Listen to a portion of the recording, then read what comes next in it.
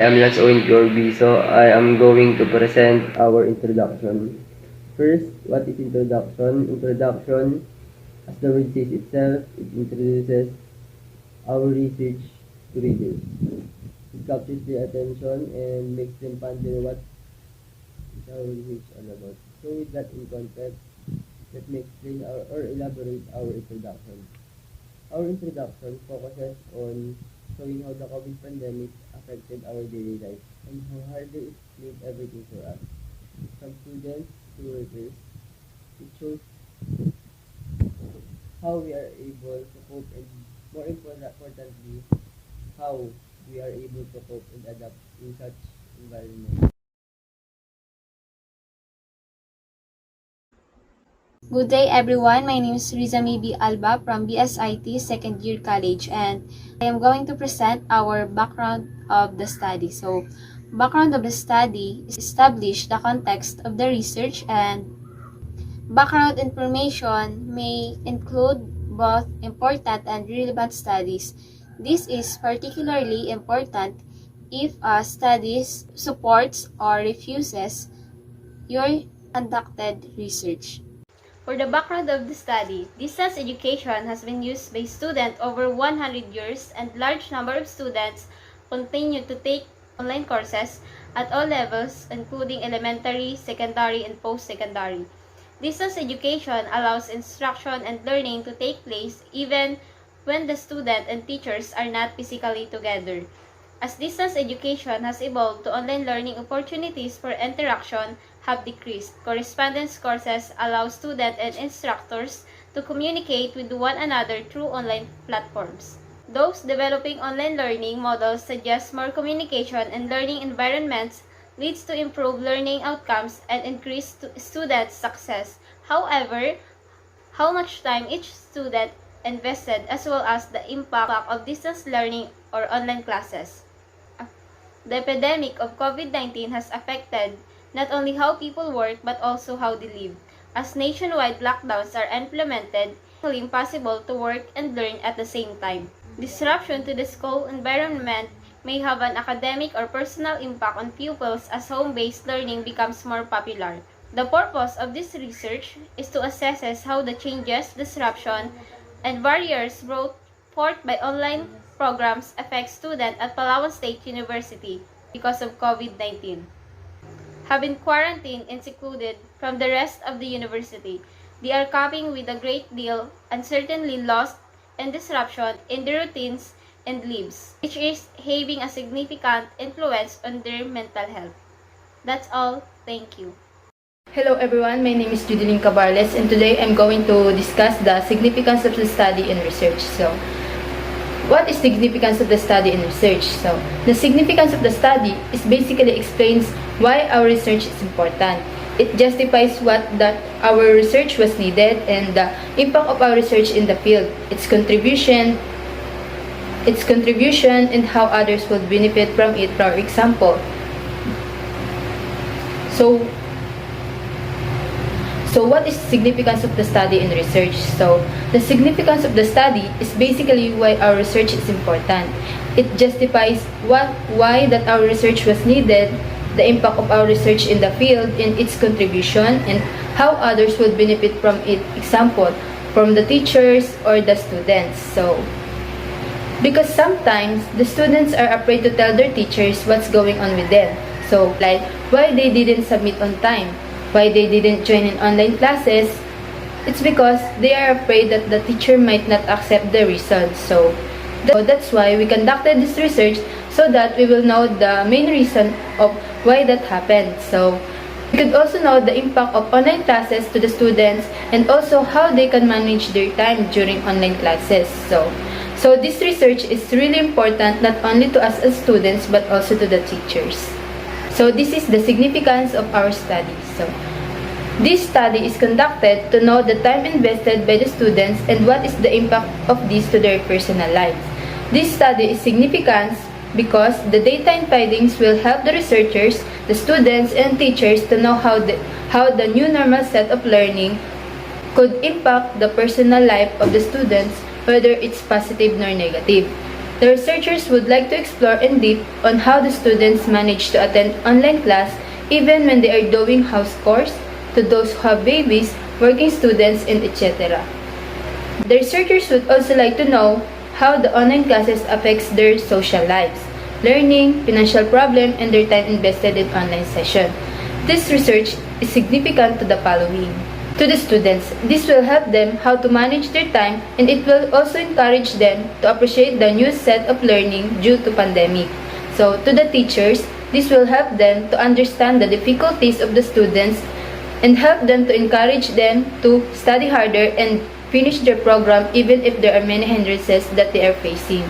So the next presenter is Mr. Revilla. Hello everyone, I am Leslie Revilla. For today, I am going to present the topic that is part of our research, which is the statement of the problem. So, in the term of statement of the problem, this is an issue that we currently must address and need to focus on. So, ibig sabihin nito, ito ay nagpapahayag ng issue na dapat nating tugunan o pagtuunan ng pansin. So it is also provides research analysis and answer to those problems. So meaning, ito rin ay nagbibigay ng mga kasagutan sa mga problem na ating research. So it is presented to inform the researchers and the readers what is the research is about. So the purpose of statement of the problem or SOP is to identify and explain the problem. So yung statement of the problem natin ay may dalawang part. So yung tinatawag nating general problem and specific problem. So yung statement of the problem natin is also based on our research title. So the general problem of our research is this study aims to determine the time invested and the impact of online classes in the personal life of second year BSIT students of Palawan State University, Quezon Campus. So in our studies, kaming mga researchers, tinutukoy namin yung mga oras na nilalaan at yung mga epekto nito sa buhay ng mga aming respondents. So ayun po ang general problem namin. So in our specific problem, specifically, the study aims to answer the following questions. So number 1, what is the demographic profile of the second year BSIT students in terms of letter A, age? So ito po ay matutukoy namin yung edad ng aming mga respondents. Letter B, gender. So ito ay upang matukoy namin kung ilan yung may mga kasarian na lalaki o at babae. And letter C, status. So sa status naman ay ito ay upang matukoy namin kung ilan yung single or ilan yung marriage. Number 2, what are the impact of online class in the personal life of second year BSIT students? So yung mga yung mga epekto ng online class sa mga personal na buhay ng aming mga respondents. So number 3, how do the second year BSIT students manage the time to attend their online classes? So paano nga ba nila pinangasiwaan ang kanilang oras para lang makapag-attend ng online classes? So and then number 4 is statement.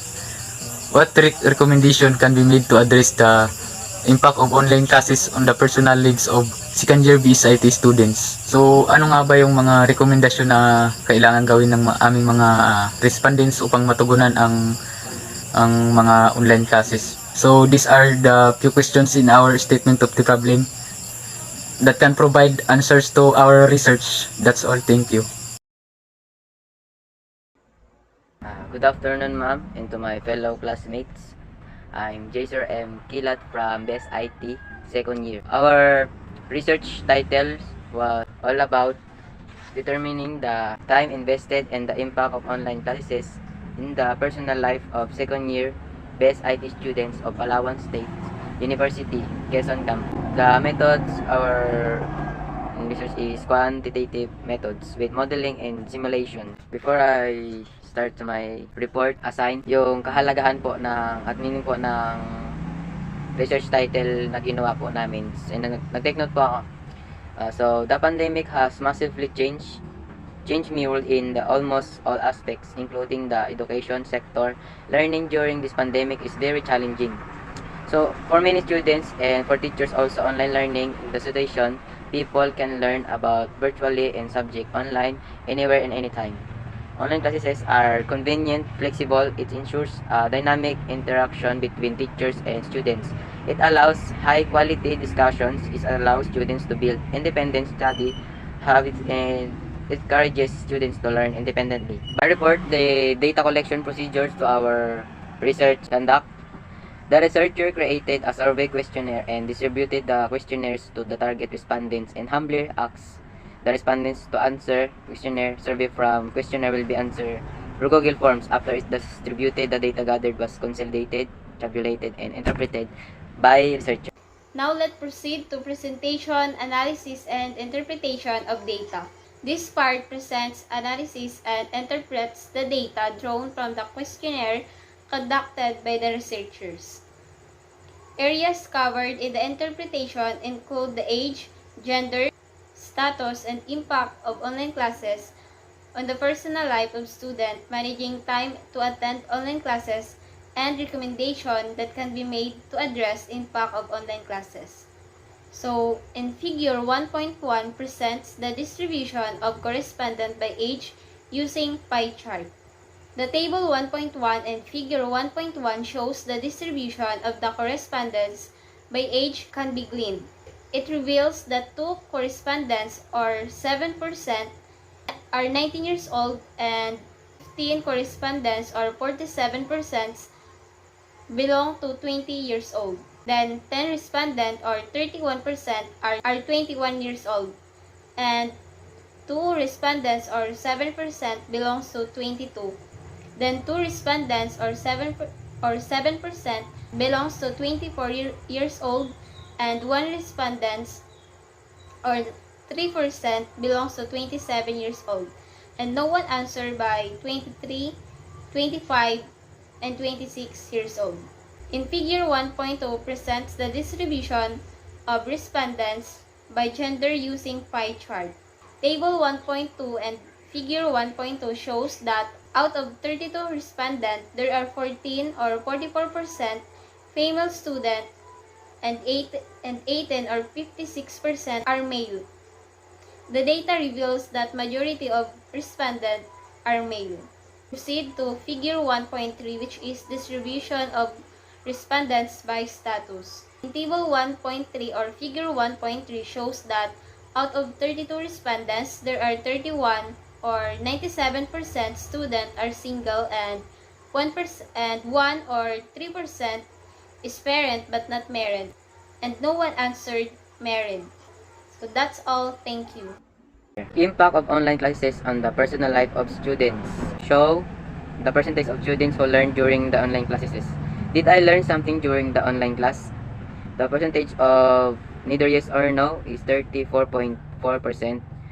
The percentage of no is 1%. The percentage of yes is 62.5%. Number 2, I get scared when reciting because I do not know my classmates and have never met them in person. The no, 28.1%. The neither yes or no is 25%. And the highest answer is yes, nas 36.9%. Number 3, did you experience headaches because of online classes? The percentage of no is 31.3%. The neither yes or no is 25%. The percentage of yes is 43.8%. Number 4, out of 32 respondents, 31, or 96.9%, have no babies to look after while doing online class, while 1, or 3.1%, did answer neither yes or no. I have baby to look during my online class. The percentage of answer of no is 96.9%. The question number 5, if your answer is yes to the previous question, does having baby affect your online classes? Skip if your answer to the previous question is no. The percentage of no is 84.6%. The percentage of yes is 15.4%. Number 6, did you experience a mental breakdown during online classes? Our response in their question is 32 respondents. So the percentage of no is 37.5%, and the percentage of neither yes nor no 18.8%, and the percentage of yes is 43.8%. Number 7. Show the percentage of the students who was able to find a job, earn money because of online classes. The percentage who was able to find a job, earn money because of online classes is 21.9%. The no is 43.8%, and the neither yes nor no 34.4%. Number 8 shows the percentage of students who increase their confidence during online classes. The no is 40.8%, the yes is 15.6%, and the neither yes nor no is 43.6%. Number 9 shows the percentage of the students who are comfortable to open their camera and unmuting the microphone during their online classes. The yes is 28.1%, the no is 43.8%, and the neither no nor no is 28.1%. Sa figure 10, based on the table 2, it can be seen the not confident enough to show my face or my voice is primary reason why you are not comfortable to open their camera and microphone during their online classes. Not confident enough. 63.2%, my friend is teasing me. 10.5%, the quality of my camera is poor, is 26.3%. Yung mga nag-response po. And I'm doing something like using phone, 10.5%. I just woke up and was not prepared, 21.1%. I'm scared that the structures, 21.1%. I'm afraid that my face freeze, 15.8%. I have crush on the participant, 0%. And I'm easily distracted my classmates, 10.5%. So the overall is the high average percentage is not confident enough to show my face or my voice. It's primary reason why I'm not comfortable to open their camera during their online classes is 63.2%. So that's all about my report. Thank you, ma'am, and thank you for my classmates. That's all. Thank you po. Good morning or good afternoon, everyone. I'm Casey Espinosa and I present the Managing Time to Attend class. So, managing time or time management is how to make your own agenda and balance your time. From the word management, you need to manage your own time. The purpose of time management is the coordination of tasks and activities to maximize the effectiveness of an individual effort, essentially enabling people to get more and better work done in less time. Helps you to focus better, allows you to be more productive, less lowers your stress, and gives you to be more time to spend with the people to matter most. So I will present the percentage of the respondents. For the figure 3.1 shows the percentage of the students who spend their time in online class. They have 32 responses. 1 to 2 hours is 40.6%, 3 to 4 hours is 31.3%, 5 to 6 hours is 9.4%, 6 to 8 hours is 18.8%. So most of respondents choose is 1 to 2 hours. For the figure 3.2 shows the percentage of the students who do house chores during online class. The result is yes is 25% of the student response, no is 43.8%, and neither yes or no is 31.3%. So most of the responses choose no. They don't do house chores during online class. For figure 3.3, show the percentage of the student who can attend online class while working.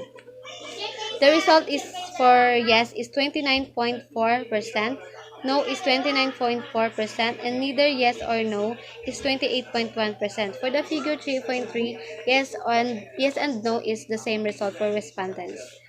Figure 3.4 shows the percentage of the students have lots of free time to do their activities after online class.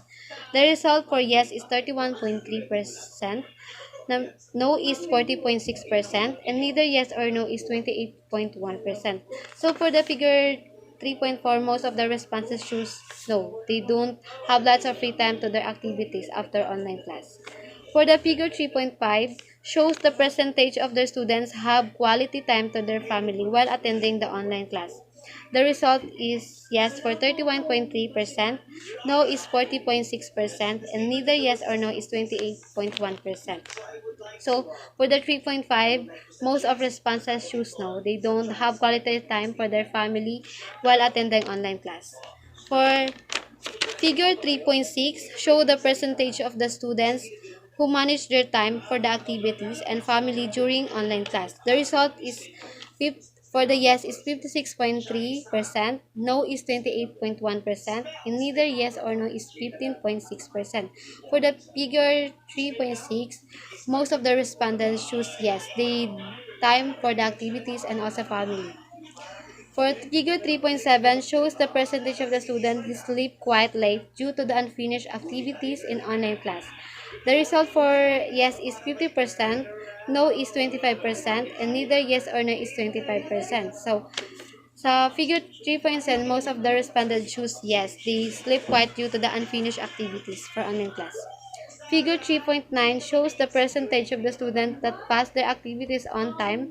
The result for yes is 21.9%, no is 43.8%, and neither yes or no is 34.4%. For the figure 3.9 is most of the respondents choose no. For the figure 3.10, it can be seen that the poor connection is the primary reasons of the students of the other respondents. Most of the students or respondents are really struggling with the online class situations, especially when time connections are weak. But the students cope even harder. That's all. Thank you. So in this research, we made our recommendations to call for actions or solutions to the problems we have investigated in our research paper. Our recommendations highlight specific solutions and measures to be implemented based on the findings of our research. So here we suggested strategies or recommendations to address the issues or the problems that our respondents facing. So here's our recommendation. Recommendations that can be used to address the impact of online classes. After consolidating all responses of 32 respondents, it is presented in figure 4 and distributed according to their chosen answer. So, recommendation number 1. I can take note while attending online classes. Figure 4.1 shows the percentage of the students who take note while attending online classes. So, 50% of the respondents say yes, 18% says no, and 31% is neither yes or no. So, this can be helpful to the students who easily forgot the topic of discussion. Recommendation number 2. Never use Facebook, TikTok, and other social media apps during online classes. So this can be helpful to those students who can focus on their class because sometimes their camera are turned off so the teachers don't know what the students are doing so the teachers can discipline the students. So in here, we recommend to never use TikTok, Facebook, and other social media app during online classes. So this recommendation is we need self-discipline. So 59.4% say yes, and 25% says no, and 15.6% says neither yes or no. So recommendation number 3. I would say to my parents that I am attending to an online class so that they won't disturb me. So this recommendation is important to the students because sometimes the parents doesn't know that their children is at online class and they command their children to do some errands. So since the students can focus because of it, they can tell their parents before they attend to online class. So I would say to my parents that I'm attending to an online class so that they won't disturb me. 68.8% says yes, 12.5% says no, and 18.8% says neither yes or no. Recommendation number 4. I can focus on listening to my teacher while attending the online classes.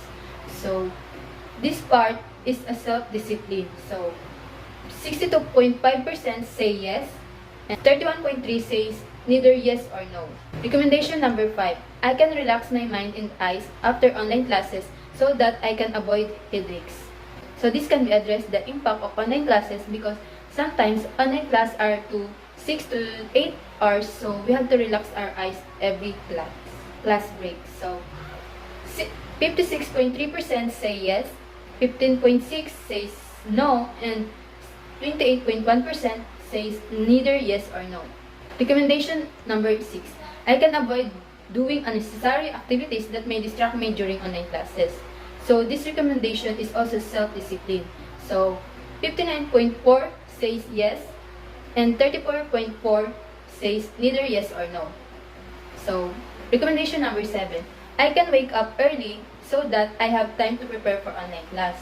So this recommendation can address the time management of the students. So 48.6% voted yes, and 43.8% voted neither yes or no, and 15.6% voted no. Recommendation number 8. I can use anti-radiation glasses to protect my eyes. So this recommendation would be a great help to the students to protect their eyes at radiation during online classes. So 21.9% say yes, and 50.4% says no, and 18.8% says neither yes or no. Recommendation number 9. I can let my baby sleep before I can attend an online class. So skip if you're not a parent. So this recommendation can be a great help to the students that are already parents. So 60% says no, and 40% says neither yes or no. Recommendation number 10. I'll print out the modules that are given to me so that my eyes will not get hurt when using computer. So this is also a good recommendation to the students who their eyes are easily get hurt because of the radiation and too much use of cell phone or laptop. So instead of using gadget or as basis of learning, they can use printed modules so their eyes or their head won't get hurt. 50.4% did not agree or said no, and 26.1% says neither yes or no, and 12.5% says neither yes or no. The summary of our recommendation. So based in 4.4 to figure 4.10, it can be seen that the recommendation must be employed to address the impact of online classes to the second-year students of Palawan State University. Only 4.7, 4.8, and 4.10 did not get the percentage of 50%, thus it means that they don't approve the recommendations that were given by the researchers. In figure 4.9, only one parent did choose the answer no to the recommendations of the researchers, and the 4 students who answered neither yes or no did not read the instruction carefully. So this is the end of our research presentation. That's all. God bless and thank you.